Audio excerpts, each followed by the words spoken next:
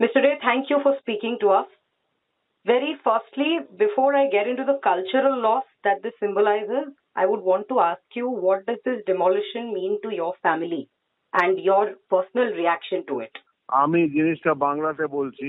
অনেকদিন আগে বাবা যখন সুকুমার রায়ের উপর ডকুমেন্টারি করেছিলেন 1987-এ, তখন উনি প্ল্যান করছিলেন যে বাংলাদেশে গিয়ে বাড়িটা তুলে আনবেন ছবিটার জন্য, ফিল্মটার জন্য।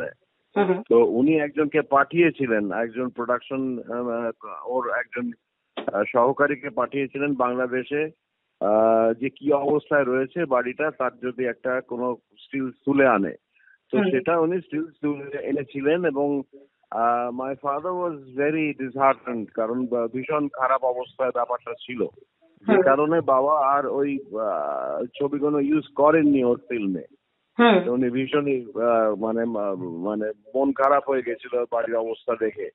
তো এইটুকুই আমি বলতে পারি, কারণ আমরা যাইনি, বাবাও কোনোদিন যাননি, বাবা তো এখানে জন্মেছেন, কলকাতায় জন্মেছেন।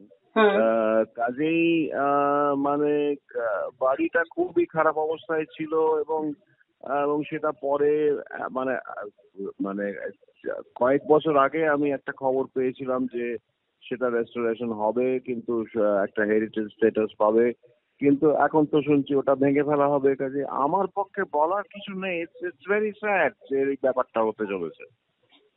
So do you think enough was done by the Bangladeshi authorities to actually preserve the site like you were told earlier? না, সেটা তো হলে ভালোই হতো, কিন্তু এখন তো সেটা সিনারিওটা চেঞ্জ করে গেছে। এখন তো আমি ফার্দার এর থেকে আর কিছু বলতে চাই না, কারণ প্রথমত আমরা জানি না যে কি অবস্থায় রয়েছে বাড়িটা, সেটাই আমরা জানি না। দিস ইজ মোস্ট আনফরচুনেট, এই হচ্ছে ব্যাপার। It's unfortunate, right?